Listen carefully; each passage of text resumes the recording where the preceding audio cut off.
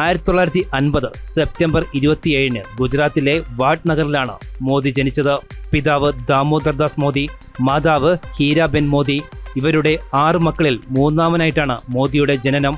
ബാല്യകാലത്ത് കുടുംബത്തെ സഹായിക്കാൻ റെയിൽവേ സ്റ്റേഷനുകളിൽ ചായ വിറ്റിരുന്നു. സ്വയം സേവകനായതാണ് അദ്ദേഹത്തിന്റെ ജീവിതത്തിൽ വെളിച്ചം പകർന്നതും നാഴികക്കല്ലായി മാറിയതും. 1970കളിലാണ് നരേന്ദ്രമോദി രാഷ്ട്രീയ സ്വയം സേവാ സംഘത്തിന്റെ സജീവ പ്രവർത്തകനാകുന്നത്. 1987 ഭാരതീയ ജനതാ പാർട്ടിയിൽ ഔദ്യോഗിക രാഷ്ട്രീയ പ്രവേശനം. തുടർന്ന് ഗുജറാത്തിലെ BJPയിലെ വിവിധ സംഘടനാ ചുമതലകൾ വഹിച്ചു.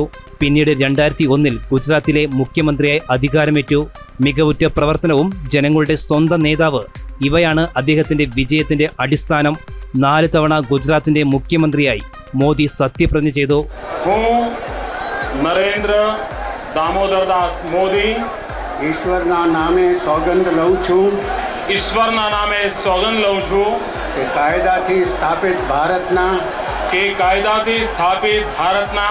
સંવિધાન પ્રત્યે હું સાચી શ્રદ્ધા અને નિષ્ઠા ધરાવીશ. കോൺഗ്രസിന്റെ ജനവിരുദ്ധ നയങ്ങൾക്കെതിരെ ഭാരതത്തിലെ ജനങ്ങൾ 2014 BJPയെയും മോദിയെയും വിശ്വസിച്ച് അധികാരമേൽപ്പിച്ചു. കൃത്യമായി പറഞ്ഞാൽ 2014 മെയ് 26 മോദിയുടെ ആദ്യ സർക്കാർ സത്യപ്രതിജ്ഞ ചെയ്തു അധികാരമേറ്റു. ഭാരതത്തിലെ ജനങ്ങൾ അർപ്പിച്ച വിശ്വാസം സംരക്ഷിക്കാൻ സാധിച്ചു എന്നതാണ് മോദി സർക്കാരിന്റെ മറ്റു സർക്കാരിൽ നിന്നും വ്യത്യസ്തമാക്കുന്നത്.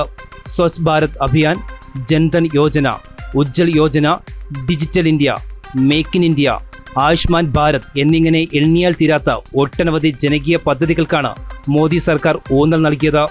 ഭാരതത്തിന്റെ മാത്രം പ്രധാനമന്ത്രിയല്ല നരേന്ദ്രമോദി, പകരം ആഗോളവേദിയിൽ ശ്രദ്ധേയ സാന്നിധ്യമായ ലോക നേതാവ് കൂടിയാണ്.